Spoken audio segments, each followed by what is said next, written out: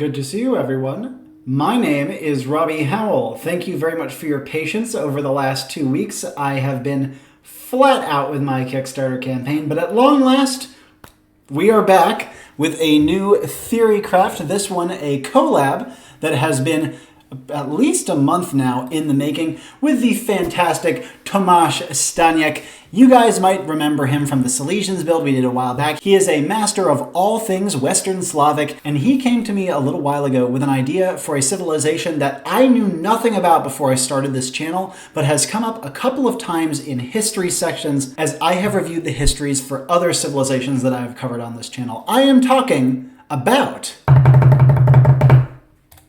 the Wends.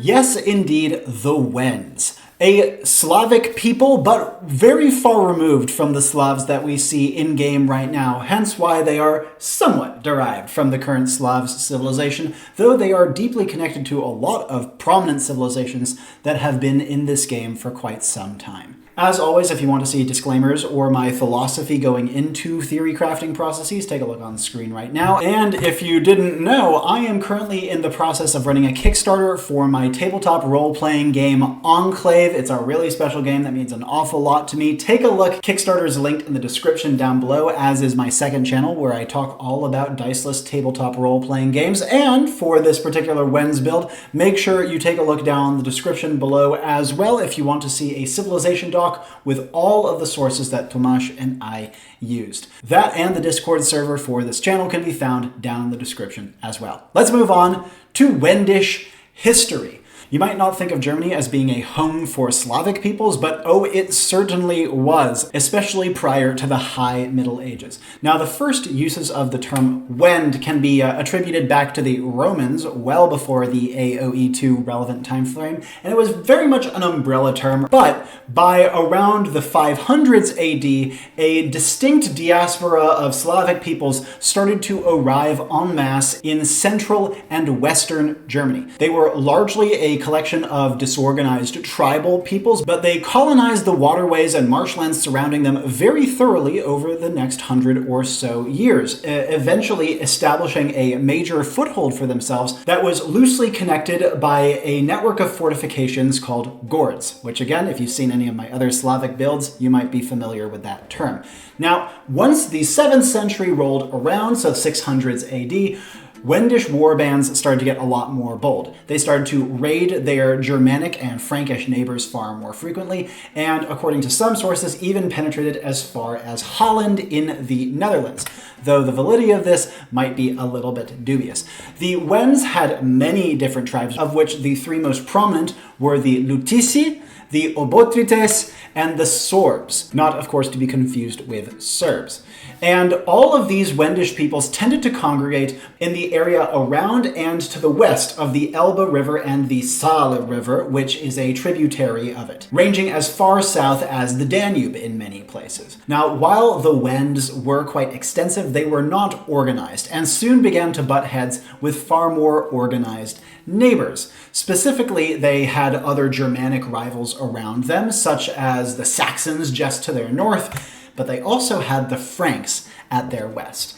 And once the 8th century-ish rolls around, the Frankish period of Wendish history begins. This was a very complicated era where not only was there a lot of infighting among the Wends themselves, but also the Franks would war with them, ally with certain ones, raid others, defend against others. It was a very, very complicated, messy relationship, but the Wends were incredibly important to the early Frankish Empire, so much so that Charlemagne himself meddled frequently in Wendish politics, which is not something you'd expect one of the greatest kings Europe had ever had at the time to do with a bunch of loose tribal confederations, indicating that even though there aren't a ton of sources on it, the Wendish presence during this time was probably quite substantial. However, over the next 100 or so years, the Frankish Empire would start to break down into a couple of sub-kingdoms. The Franks in France would still remain, but one of their successors, the Holy Roman Empire, Empire also began to make major claims on Wendish territory, starting to establish more control over the region and set up puppet states that would be subservient to them. Other European powers would also start to become increasingly involved in Wendish politics during this time.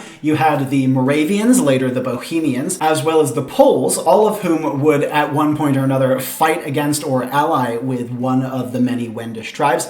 And in the north, the Danes also had a substantial part to play in Wendish geopolitics. So all in all, the Wends were in a really tough situation, nestled at the crossroads between a number of very powerful empires who often hated them and sometimes worked with them. One of the main reasons for this, as we will get to later, is that some Wendish tribes remained very staunchly pagan well into the Middle Ages, and if you know anything about paganism in the Middle Ages, you know that that just can't stand. Beyond these major neighbors, the Wends also made a name for themselves in campaigns far afield, even fighting as far south as Italy in the company of the Holy Roman Empire. And so it wasn't like they were just a punching bag. They were just as deeply involved in the politics of their neighbors and remained a formidable, if disorganized, state right up until the 1100s AD. Now, I should note that while many Wends remained pagan, a good number of them, probably the majority of them, Christianized. They had quite a complicated relationship with the two religions, which I will get into. But unfortunately, this Christianization didn't really spare them when the Crusades came a-knockin'. The Wends managed to hold out against vastly superior numbers and much better equipped armies for quite a long time, over a century in fact. But the Crusaders not only inflicted horrible atrocities on them, but eventually grinded them down. Some Wendish legacy held on for a little while. For example, the aristocracy of the Obotrites did retain noble titles in some of the lands that they fled to and held on to these for quite a few centuries beyond. But overall, the 1100s marked the end of Wendish statehood as it had been known. They had been thoroughly wiped out, crusaded into the dust, or assimilated into the populaces surrounding them. However, though the Wends have not had a state in about 900 years, there are still substantial legacies left by them. For example, there's a surprising amount of Slavic influence that you can see in Germany, even in the West. And some areas still had native Slavic speakers right up until the 18th century. Indeed, the Sorbs remain a distinct Slavic ethnic group within primarily southern Germany up until present day. There aren't a ton of them, but they are there. The last remnants of the proud Wendish state that endured crusades and persecution for almost half a millennium. Let's move on to the flavor, the lovely aesthetic details that make an Age of Empires civilization special. To begin with, the Wends would have Western Slavic architecture. This was summarized in my Silesians build. Tomáš made a fantastic presentation. Go check out that build here if you haven't seen it yet. And the Wends would have unique skins for the house and the castle. The house has an interesting role in the Wendish playstyle that I'll get to later, and also small-scale homesteading and individual settling and pioneering was a huge part of Wendish culture, so it only makes sense that a core building like the house would be special for them. And their language would be Sorbian. This is indeed a language that you can still research today, though it is kind of obscure and hard to get your hands on. Dobry dzień, ladies and gentlemen. Obviously, this is not exactly the language that the Wends would have spoken way back in the day, but it's by far and away the best parallel that we have without getting ridiculously intense on the research front. So I'd say it's good enough. The wonder would be the Temple of Svetovit. This is a reconstruction. This picture is definitely not exactly how this building would have looked, but this temple was a rather grand building. The Wends weren't known for huge scale architecture, so we do have to get a little bit fantastical in what we choose for their wonder, but at the very least, this image and this wonder choice would accurately convey some elements of Wendish design and detail work that we can see in the archaeological record. All right, let's move on to some AI player names. I'll let these scroll through. Full credit to Tomáš for coming up with these. He is, as always, spectacularly detailed in his research. I would have had trouble coming up with even one or two AI player names for this civilization. If you want more details on these or anything else, of course, make sure to take a look at the civilization doc down below. Let's move on to a couple of possible campaigns. The Wends are a tough civilization to research, and as such, we have some slightly unusual choices here, but a couple of really robust ones as well. Let's begin with one of the weirder ones that Tomáš proposed, namely Wichman.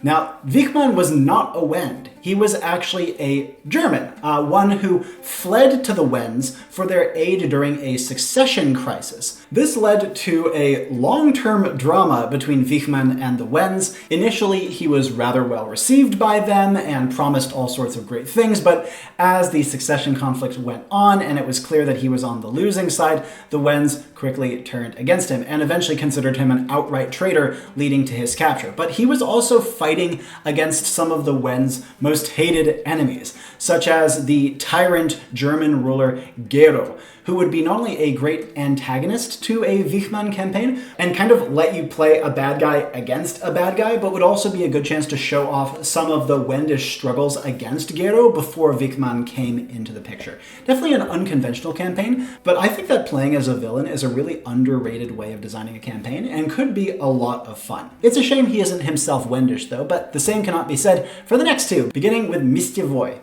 This was a Obotrite leader who fell in love with a German princess, but after committing military service to the Holy Roman Empire for the hand of the woman he loved, was denied his due right. How dare they? This is, of course, probably folkloric. But what isn't folkloric is that he led a major, and I do mean major, rebellion of the Wends, uniting the Obotrites and the Lutisi, two of the biggest Wendish tribes, in active opposition to the Holy Roman Empire. Now, this conflict really starts to get out of hand, especially because the Lutisi, as we'll get into a little bit later, are very, very warlike, and because of that, they entangle a whole bunch of other neighboring powers into the conflict. The Bohemians, the Silesians, the Poles, and the HRE is starting to realize, wow, the Poles might actually be a bigger threat than the Wends. And so what they end up doing is they call a peace treaty with the Wends, they give them a bunch of their demands, and they point the Lutisi like a loaded shotgun at the invading Poles and defeat them together. By this point, Mistiewoy himself is not really like that important in the story. He started it and did a lot during kind of the middle point of it, but by the end, it was mostly the Lutisi rampaging across Central Europe, and is just a really interesting historical event that ended up being, I would say, a victory for the Wends overall. A cool campaign, perhaps a little bit unfocused, but I think there's ways of making it work. Lastly, though, and in my opinion strongest, would be Pribislav. This was the last great leader of the Wends, who, during the Great Second Crusade, when the Wends were on their last legs and facing opposition on all sides, he was the one who pretty much rallied and led the defense against the incoming, largely Germanic crusaders. And you know who his main enemy was? Henry the Lion.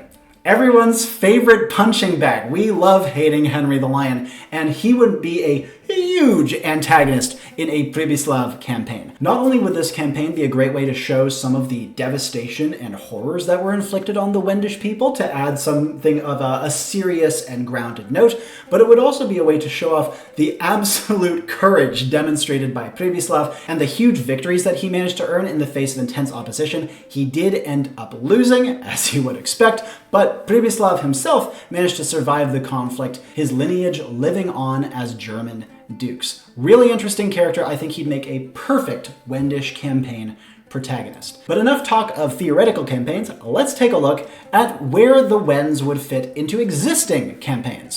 Tomáš and I could think of like one, that being Barbarossa 2, ? It's not entirely clear what precise conflict Barbarossa 2 is dealing with. They call their enemies Poland in that scenario, but if we're looking at Henry the Lion and what he was doing at the time, the Wendish Crusade would likely be a better way of framing and contextualizing that particular mission. The Wends could fit in nicely there, unless I personally am just completely misinterpreting that particular scenario.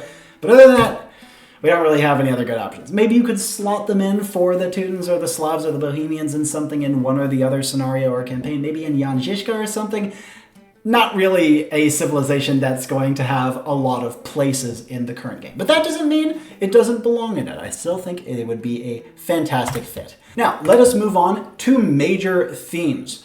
Overarching ideas and recurring patterns that Tomáš and I identified during this review of Wendish history. There's a couple of very distinct ones, beginning With swamps, the Wends settled everywhere around the major rivers that they primarily colonized, able to transform swamplands somehow into relatively livable environments, managing to transform swamplands that many other peoples would not really want to settle into pretty prosperous little communities.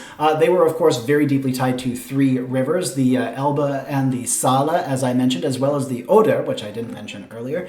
But more importantly, they didn't just go to the swamps because they had nowhere else to go. Well, that was part of it, but they made the best of the situation by using their swamps as layers of defense. They would build their settlements and muster their defenses of the realm, and Wendish history is absolutely littered with victories that were scored at river fords and ambushes inside of deep marshland. One source even described the Wends as like magically blossoming out of the deep swamps. They were so good at hiding within them and using them for battle. And so the Wends were irrevocably tied to the swamps of central Germany, but that wasn't the only thing they were known for. As you might expect, they weren't the most liked neighbors, and that was for good reason. They were very fierce raiders. Even when they were on the most back foot during their history, they would still very effectively hit and run all of their neighbors, pillaging, taking what they could get, and then zipping back to their swamps. Not only that, but when they were trying to be driven out and crusaded against, they were unbelievably effective at resisting colonization and extermination. They were the barnacles of Central Europe, and boy did they leave some nasty gashes on the people trying to peel them off. They also really went everywhere. Like I said, they were kind of confined to the river areas that we detailed earlier, but Wendish settlements were so far-flung that, according to Tomáš and some of the conversations we had, there would be these like Frankish and Germanic sources that while they were like tabulating their realms or something, they'd be like, oh yeah, and then there's a bunch of Slavs over there. Oh yeah, there's some Wends over there. So they were just like everywhere. Like you couldn't get rid of them. You couldn't swing a dead crusader without hitting a Wend. And couple this with how good they were at raiding, it could make them difficult to coexist with. And they fought each other all the time as well. One thing that they didn't fight each other over, however, was religion. Paganism and Christianity existed in a very interesting liminal space within Wendish society.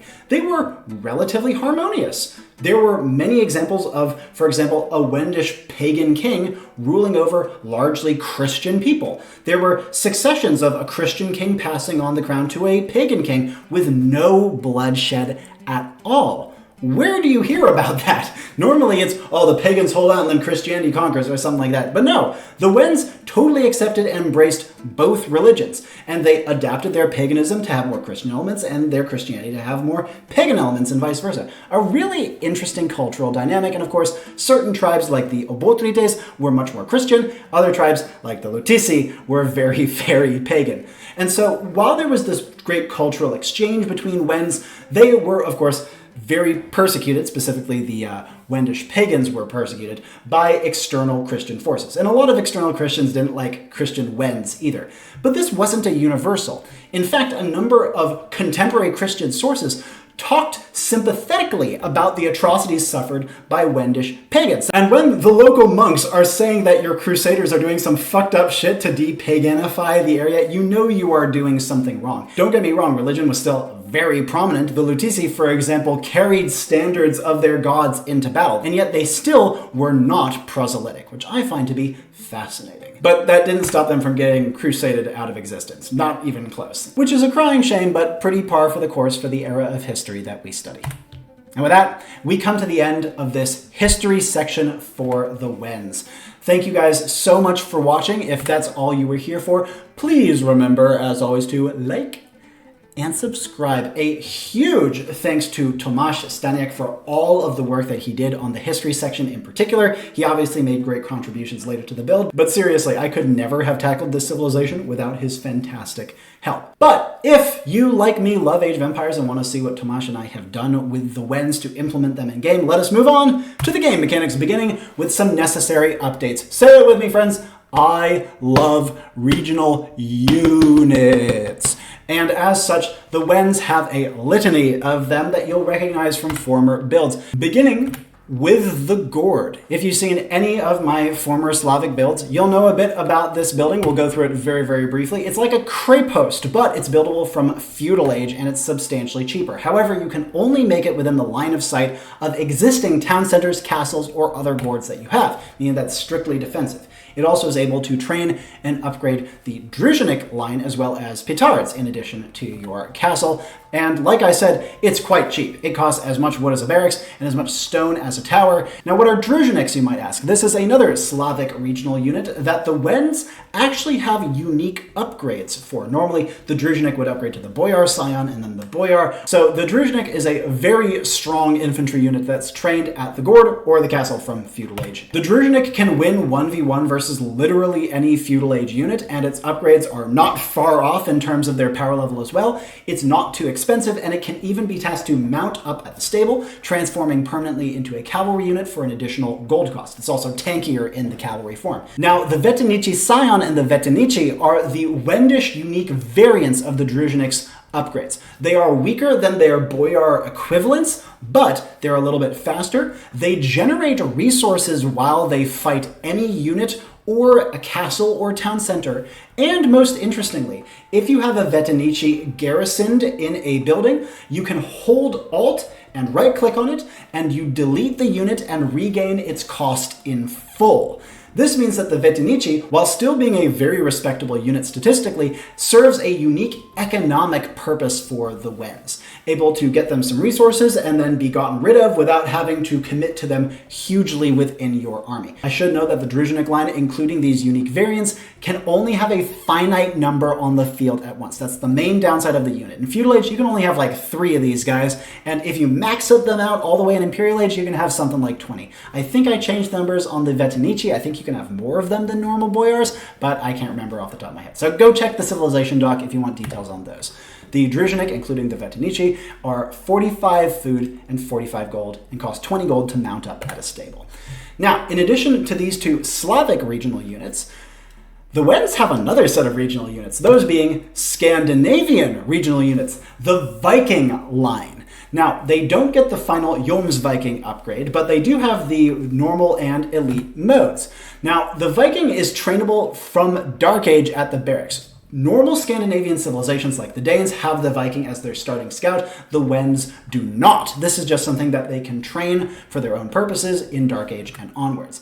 Now, Vikings are quite weak, weaker than an eagle or a militia, but they are able to build longships on beach tiles, which we'll get to in a moment. They can also steal resources if they hit a villager that's carrying any. They generate some gold while they're attacking certain buildings or eco units, and anytime they attack a monastery, they automatically ungarrison all relics inside of it. So a very versatile unit that has a lot going for it. Even though the Wends can only upgrade them to their Castle Age form, they are still a nice rating and utility semi-eco unit, kind of like they have in the Vetenici, but at a very different scale. I should note that Vikings are quite cheap and are also affected by supplies to be even cheaper. Now, though the Wends don't get the Jomsviking, they do also have access to the other Scandinavian regional unit, the Longship. These have been renamed following some suggestions back on my Norwegians build. Go take a look at that up here if you haven't seen it before.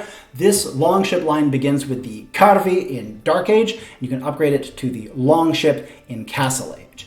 Now, the Longship line replaces the transport ship and is available from Dark Age, but in Feudal Age, your Karvi automatically gain a relatively weak and kind of short-ranged projectile attack.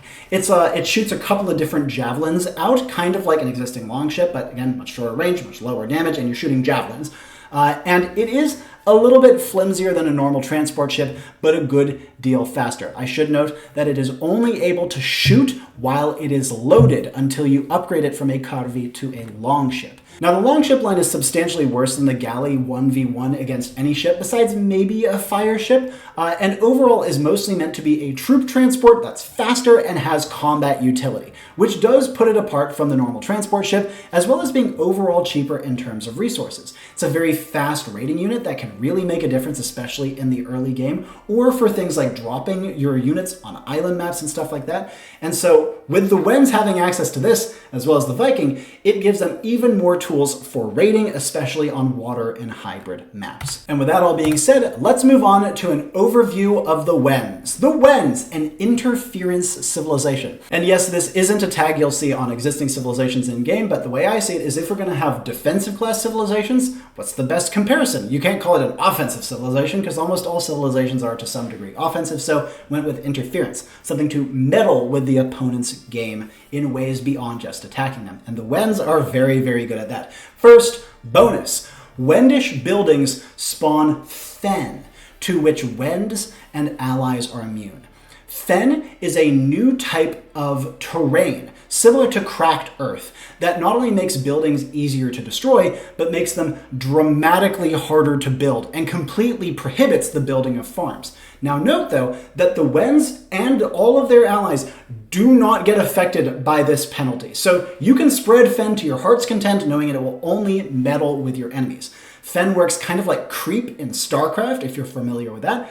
The amount of Fen a building generates is based on its size, and it will generate Fen pretty slowly, like 1 tile of radius every minute or something like that. I have the exact formula on the civilization doc. The basis for this bonus should be obvious. The Wends were the masters of the marshlands. I don't think I have to say much more than that, but it is certainly a very unconventional bonus that not only makes the Wends very good at forwarding their enemies, but also makes it quite hard for them themselves to be forwarded. Try tower rushing when your towers take twice as long to build and are destroyed twice as easily. Second bonus, gourds can train Vikings, spawn 1, 2, 3 inside when built, depending on age, and can be built within line of sight of a house. So this means when you first start being able to make gourds in Feudal Age, they'll each come with like a free weak unit. And in Imperial Age, yeah, you get 3 of them, they're elite Vikings, but Vikings aren't powerful units. It's mostly just a way to help you produce more of them quite quickly and give you some free raiders. The second part of that bonus is much scarier, because again, normally a gourd can only be built in line of sight of a town center, castle, or another gourd. With this bonus, the Wends can drop a house just out of sight of their opponent's base, then build a gourd and effectively tower drop with a crepost in Feudal Age. That is terrifying, obviously. Yeah, there's a lot of problems that you can interfere with it, but even if their gourd drop isn't game-winning by itself, it'll spread Fen, which makes it even harder for your opponents to mess with it after you have it down there. A really interesting and versatile bonus that just sets the Wends up even more as a forwarding and hyper-aggressive civilization. Third bonus, units deal 25% more and receive 25% less bonus damage while within a few tiles between 1 and 4, depending on age, of wetland terrain, including coast, shallows, and fen, as well as some others like, mangrove swamp and things like that that no one cares about. This bonus is huge. It's kind of the backbone of the civilization, making their trash infinitely more effective and also hugely impacting water combat. You'll see I have partially compensated for this later, but the Wends were quite good at ship combat on rivers, and this bonus will really help them realize that element of their history, as well as greatly complementing a lot of their land forces if you are either playing defensively near your buildings, you're forwarding your opponents, or you are able to take advantage of the natural generation of your map's terrain. Fourth bonus, blacksmith melee attack technologies, forging, iron casting, blast furnace, which they don't get, have double the effect. Now they don't get blast furnace like I said, so unlike the Romans bonus that is akin to this, this is not going to be just strictly better than any other civilization can get. It does, however, effectively mean that you get both iron casting and blast furnace an age earlier and for an overall cheaper price. And since those technologies benefit both infantry and cavalry, both of which the Wends are quite good with, this is a very impactful bonus. Once again, aggression, aggression, aggression. The Wends want to be up in your face, and with an extra +1 attack in Feudal Age, if you time your technologies properly, they'll be able to deal some serious damage. Though, of course, once Imperial Age hits, it'll all even out. Team bonus. Atonement, the monastery technology, gives all units +1 attack versus their own unit class. Scouts get attack bonus versus all cavalry. Fire ships get attack bonus versus all other ships. Cavalry archers get attack bonus versus all other cavalry archers. Not both cavalry and archers, mind you. This will push all members of your team towards this rather unusual technology. And while it won't have massive effect, it will really shift the tide in certain matchups, especially in late game trash wars where, for example, you have spearmen fighting spearmen all the time. This will really start to tip the scales in your favor in those situations. I realize now I forgot to mention some of the history behind some of these bonuses. The atonement bonus is about the coexistence of paganism and Christianity. We chose to reference this through atonement because atonement is about monks converting other monks, which feels kind of correct for that sort of dynamic. And since the Wends did ally with many other Christian powers who would temporarily put up with their pagan bullshit for a little while to get access to their awesome fighting troops, it made sense that this would be a team bonus. The blacksmith bonus is in reference to the fact that the Wends frequently imported and made very good use of weapons and armor from their neighbors, to the point where Charlemagne even imposed a ban on exporting swords to the Wends. Didn't last very long, but he tried. Just going to show just how dangerous the Wends were when properly equipped. The bonus damage bonus, I think, is fairly straightforward. The Wends were masters of fighting in swamplands, as I mentioned, and I felt like just a straight damage bonus or something would be a little too reductive, so bonus damage felt more appropriate. Also feels a little more appropriate with the types of soldiers the Wends would likely have fielded for the most part. And the Gourd Viking bonus is in reference, of course, to the Gourd network that linked the Wendish lands together and the many raiding parties that they dispatched from said Gourds. Excellent! Let's move on to their unique stuff. We already went over the Vetenici. Let's talk about their castle unique unit, the Rider of Radgost. The Lutici, as I mentioned, were an incredibly fierce tribe of Wends and were holdout pagans right up until they were wiped out during the Second Crusade. They were known for having a great sacred band of horse riders who likely worshipped the pagan god Radgost. They were a great warrior order, though very little is known about them, but we also comboed in another element of Lutici history in warfare, namely the Lutici bannermen, who were famed for carrying huge flags depicting their pagan gods into battle, and were even allowed to do so by Christian allies like the Holy Roman Empire itself because of just how valuable they were as warrior allies on the field. The Rider of Radgost, as such, costs 30 food and 90 gold, cheaper than a knight in terms of overall resources, but obviously very gold intensive. It is a heavy cavalry unit that is on the weaker side, though it does have an attack bonus versus monks and resists conversion. That being said, every time a Rider of Radgost lands a last hit on an enemy unit, it gains permanent boosts to its HP and attack. Not a lot, but a little. This stacks up to 5 times, and when capped out, they are substantially better than a knight, maybe even rivaling a cavalier in Castle Age. And when you bring them up to elite, they can stack up to 8 times, easily outstripping even the best paladins in the game, but you need to land 8 last hits with them, which is not easy to do. More importantly, if you can stack one elite Rider of Radgost up to 10 stacks, then they will also gain an aura effect that boosts the attack of all allies nearby. This means that if you can babysit your Riders of Radgost, they can become terrifying, just like some of the most elite, powerful units in the game, but it takes a long time to get them there. As such, it's probably best to start with them as raiders, picking off your enemy's villagers or their trade line in late game, or just generally taking easy fights, and then once they get kind of souped up, you can send them into the front line and absolutely bulldoze anything in your path. A really interesting unit that complements the Wends' overall raiding style of play that I think makes a great addition to their arsenal, unlike anything else we see in the game currently. Now to touch upon their unique technologies. First of all, Burgwards. This was a term of organization that was largely adopted by the Holy Roman Empire and Frankish Empire before it, kind of like an administrative unit of municipal breakdown. But the reason it's on this build and not those is that the Burgward system was definitely or very likely used among the Wends well before it was adopted by their larger, more powerful neighbors, probably as a way of organizing cities under the protection of the large gourd forts that they set up to claim their lands. What this technology would do is that all buildings within the line of sight of a gourd or a castle are constructed 66% faster. Woo, that's very strong, and again lends itself really well to the Wends forwarding playstyle. Most interestingly, Burgwards is available in Feudal Age if you build a gourd. As such, forward gourd, research Burgwards, and then litter the area around it with barracks and houses and all sorts of other nonsense to really put a burr in your opponent's ass at the very beginning of the game. It's also quite a cheap technology. Second technology, available in Imperial Age from the castle as per usual, is Lusatian beekeeping. A number of Wendish peoples were famed beekeepers. It was one of the main methods by which they were able to supply and make money, despite having such a far-flung, remote homesteading-style economy that basically relied on subsistence farming. This technology makes it so that your farms also hold wood and gold. Now I should note, Wendish farms without this technology are garbage, some of the worst in the game. And in practice, what this would do is it means that in addition to your farm's food stores, it also has a little store of wood and gold, and anytime a villager gathers, they have a proportionate chance of getting a food, a wood, or a gold, and then when they go and drop off, they drop off a bundle of whatever collection they've put together while they were harvesting from the farm.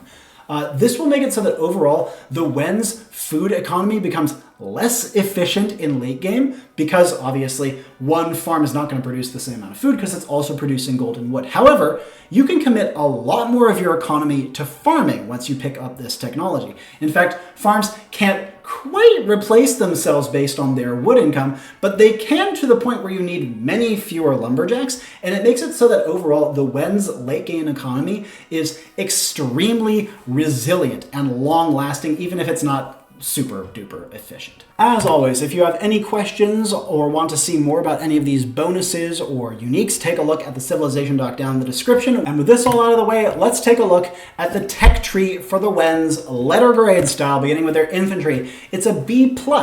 They have access to the regional Druzhnik, upgrading into the unique Vetinici Scion and Vetinici. They have the regional Viking and Elite Viking, though they do miss the Joms Viking. And the only infantry technology they miss is plate mail armor.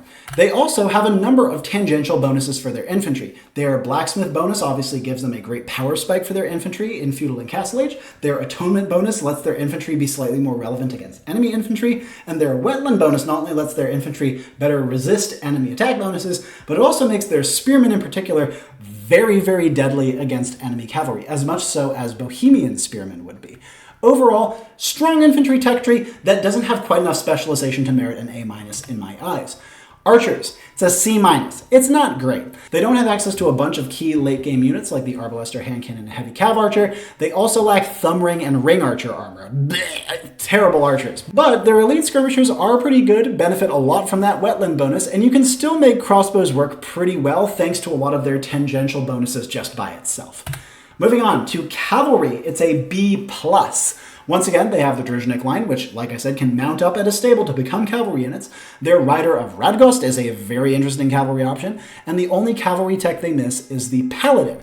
They also, of course, get all those tangential benefits like the blacksmith bonus and the atonement bonus. The wetland bonus typically not as relevant because cavalry doesn't tend to have as much bonus damage, but overall, very respectable cavalry that once again doesn't specialize quite enough to merit a higher grade. Siege, it's a B. They miss bombard cannon, they miss siege engineers, but otherwise they have a perfect siege workshop. I was even debating a B+, but for me, the thing that holds it back is a lot of their tangential bonuses, like the wetland bonus and atonement, not nearly as relevant for siege. So overall, I think a B is where they belong. Defenses, it's a B. Kinda. Yes, they have the Gord. Yes, they have the Burgwards technology. That's obviously largely defensive in nature, you would think. And they have the fen spreading bonus. That's a great defensive bonus.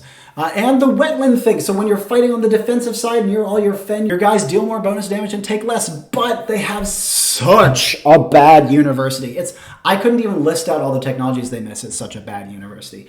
And so because of that, I would say that defenses aren't really defenses when the Wends use them, or at least they shouldn't be used in that way. The Wends playstyle lends itself to hyper-aggression early, like dropping things in your opponent's face, forwarding, stuff like that, technically using defensive buildings, and then converting to a grindy defensive playstyle later on. You have your fen everywhere, your guys get the bonus damage thing going on, but you're not really relying on walls and towers to do that defending. It's the fen that you've set up that's going to do all the defending with the soldiers that you put inside of it. And because of that, it's a B, kinda. Like traditional defenses in the late game, it's like a C- generously, probably more like a D+, and the fen is the only thing carrying it forward.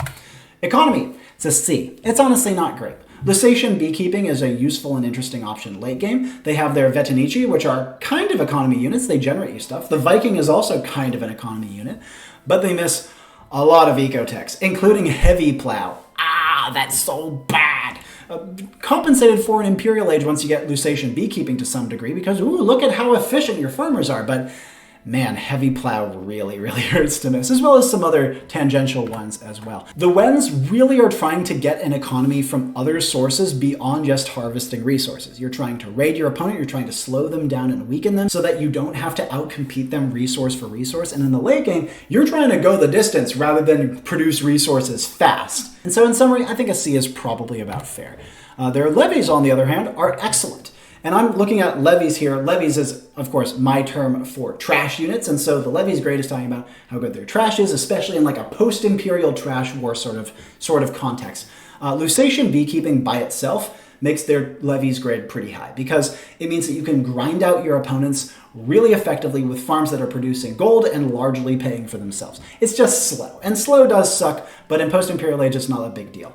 They do miss 2 good armor upgrades, but other than that, their trash is fully upgraded, and their wetland bonus is especially relevant for their spear and skirmisher lines because of how much bonus damage matters in those sort of contexts. Their hussars also benefit a lot from Fen, not because they're dealing bonus damage, but because they'll take less bonus damage. Bonus damage is such a huge part of late game trash wars, and because of that, especially if you're fighting near your base or you manage to set up some forwarding, the Wends will thrive in such contexts.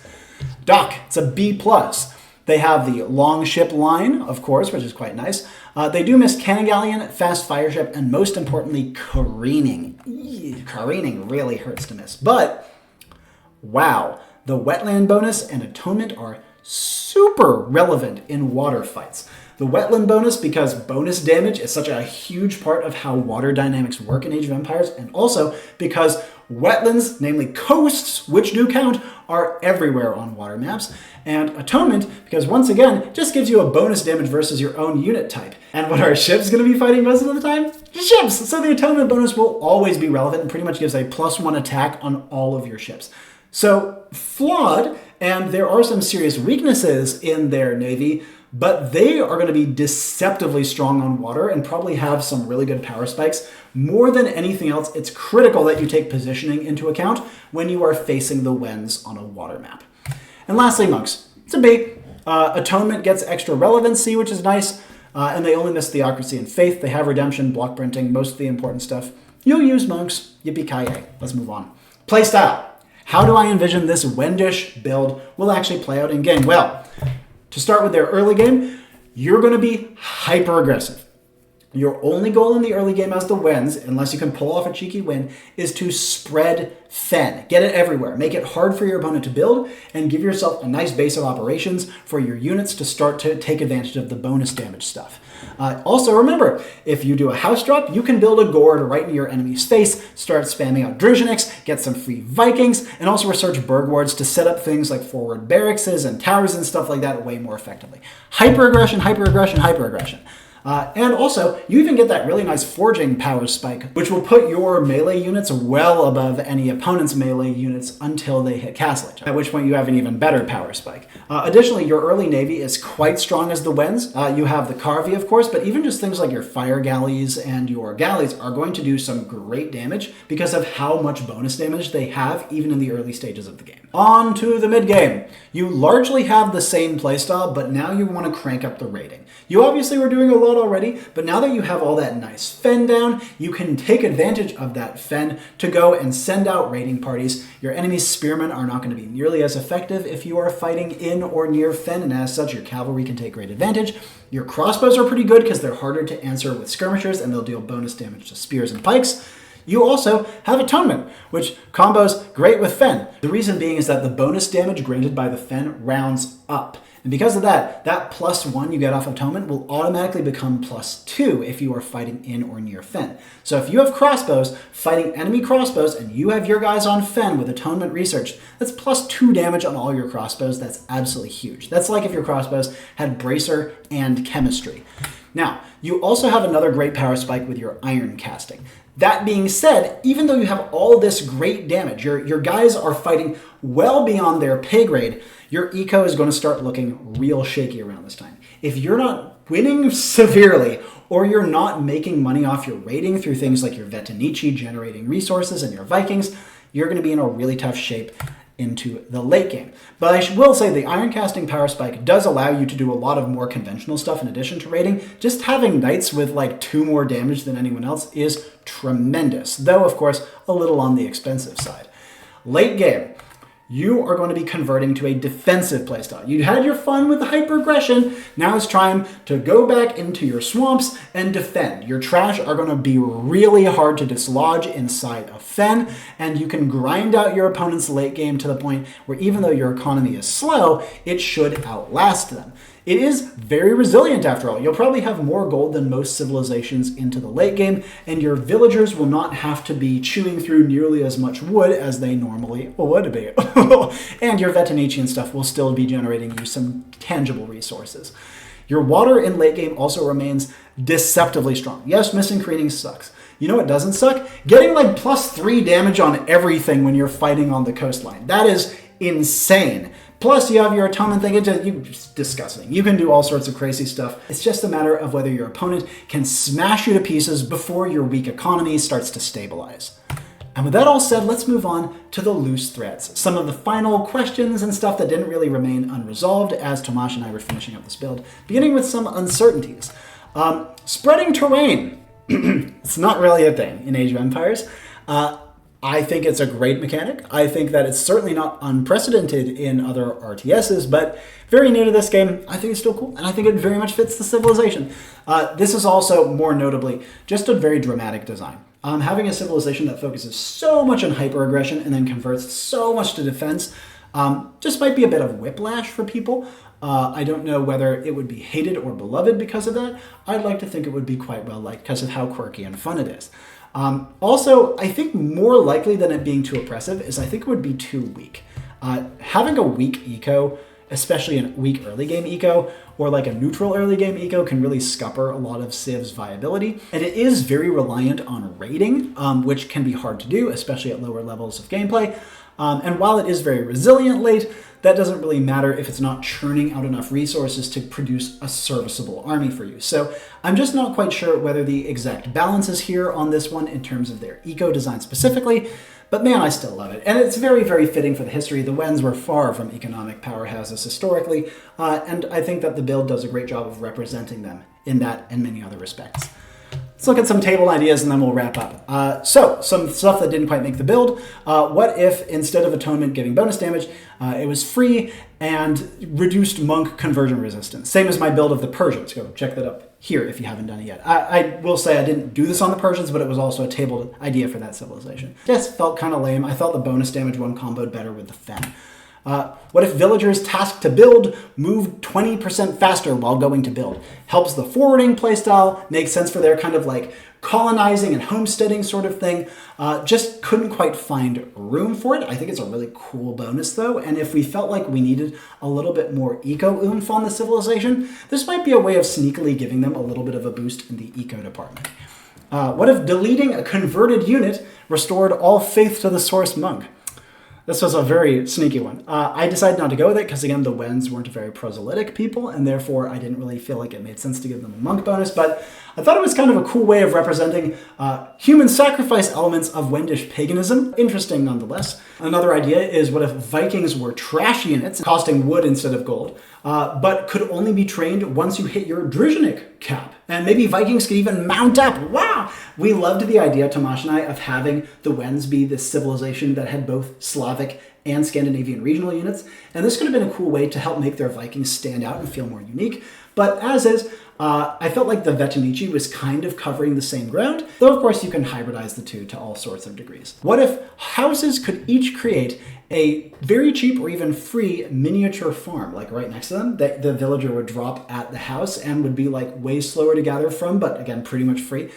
Kind of again playing into the whole resilient economy, homesteading thing. I loved this idea. It was heartbreaking to cut it, but I just couldn't find room for it, especially since it felt more flavorful than useful. Still though, I loved this one. And lastly, a unique unit, Lutishi Bannermen. I mentioned them briefly when I was talking about the Riders of Radgos. This would just be like a more focused incarnation of that idea, a support unit with a banner that would maybe have the power of their aura scale on how many foes they saw die. Maybe even have it be like recent foes they saw die, so it's a really dynamic unit you want to stick in combat all the time. Lots of interesting ideas. But with all that said, we come to the end of this Wendish build. Thank you so much for watching. Before we sign off, let's take a look at the good old likeLyometer. In my opinion, how likely is it that the Wends, maybe looking something like this build, could ever be implemented in the game as we know it now? And on the likeLyometer we have a 2 out of 10. As Tomáš said, hey, we're going up from the Silesians. They were a 1 out of 10. Yeah, I think it's very unlikely the Wends get put in the game. I think they're incredibly cool. I think they're very flavorful. They have some huge interactions with some really important civilizations, but they are very obscure and very little is known about them. So I don't think realistically they would be added. But that's just what I think. Now I want to hear what you think. Do you think the Wends could have a place in Age of Empires? How did you like this build that Tomáš and I worked on? What would you have done differently? Are there any elements of the history that I messed up on? Tomáš, when you watch this, please give me edits on any of the history elements that I got wrong while I was recording. I am sure I butchered a couple of them. And most importantly, for everyone out there, what else do you want to see me do on this channel?